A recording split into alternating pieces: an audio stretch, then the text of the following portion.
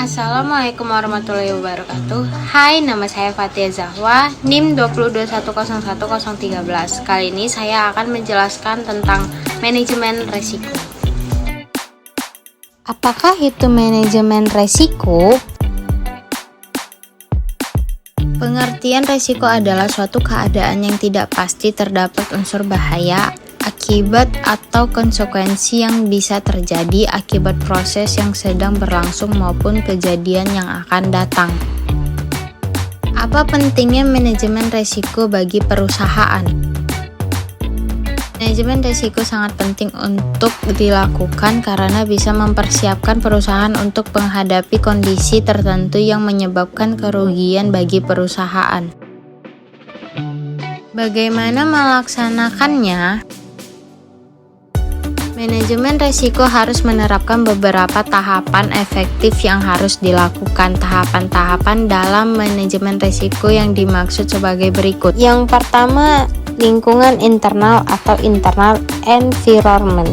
Berhubungan dengan lingkungan internal perusahaan, sehingga struktur organisasi perusahaan, budaya kerja, dan pendelegasian wewenang harus jelas dan tertulis.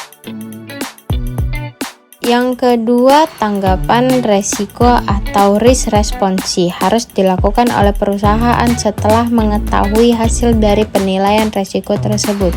Perusahaan bisa melakukan beberapa langkah tindakan seperti menerima, memindahkan resiko, mengurangi dan menghindari resiko sesuai dengan penilaian resiko yang telah dibuat. Yang ketiga, aktivitas pengendalian atau control activities harus dilakukan untuk menyusun kebijakan dan prosedur agar manajemen risiko bisa terlaksana secara efektif. Yang keempat, informasi dan komunikasi atau information and communication juga harus dilakukan untuk menyampaikan informasi yang relevan kepada pihak terkait dengan kualitas informasi yang tepat serta arah dan alat komunikasi yang sesuai prosedur.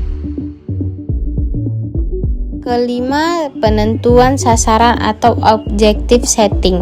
Bagi perusahaan harus memiliki tujuan yang jelas dari organisasi yang sudah dibentuk, sehingga resiko yang mungkin terjadi lebih mudah diidentifikasi, diakses, dan dikelola sesuai tujuan yang telah dibuat. 6. Identifikasi peristiwa atau event identification dilakukan setelah tujuan organisasi dibuat.